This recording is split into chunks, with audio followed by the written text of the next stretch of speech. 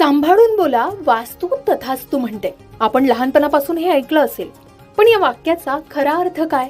आपल्या संस्कृतीत असं मानलं जातं की विशिष्ट वेळी किंवा विशिष्ट परिस्थितीत आपल्या आसपासची ऊर्जा, ब्रह्मांड किंवा अगदी वास्तूत वास करणाऱ्या अदृश्य शक्ती आपल्या प्रत्येक शब्दांवर तथास्तु अर्थात तसंच हो असं म्हणतात.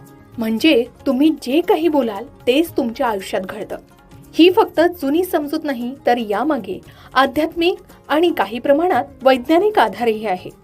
आपले विचार आणि शब्द हे ऊर्जेचेच एक स्वरूप आहे. ज्या प्रकारची ऊर्जा तुम्ही बाहेर टाकता त्याच प्रकारची ऊर्जा तुमच्याकडे परत येते. आपण जे बोलतो ते आपले विचार, भावना आणि आपल्या इच्छा व्यक्त करतात. जेव्हा हे शब्द आणि विचार सातत्याने एकाच दिशेने जातात तेव्हा ते प्रत्यक्षात येण्याची शक्यता वाढते. आता आपण दिवसभरात हजारो गोष्टी बोलतो, मनात विचार करतो. यातील किती सकारात्मक असतात आणि किती नकारात्मक? आपण या गोष्टीचा सहसा विचार करत नाही, पण या प्रत्येक शब्दांचा परिणाम आपल्या आयुष्यावर होत असतो. तो कसा? तर समजा तुम्हाला एका चांगल्या नोकरीची अपेक्षा आहे.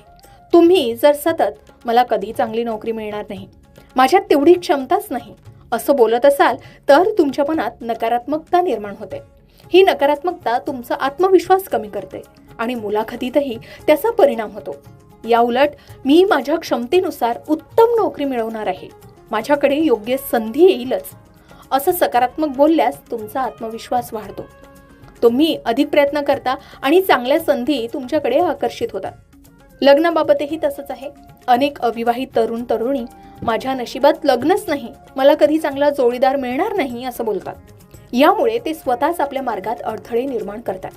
याऐवजी माझ्यासाठी एक प्रेमळ आणि समजून घेणारा जोडीदार लवकरच माझ्या आयुष्यात येणार आहे असं सकारात्मक विचार आणि शब्द वापरल्यास तुम्ही योग्य व्यक्तीला आकर्षित करू शकता.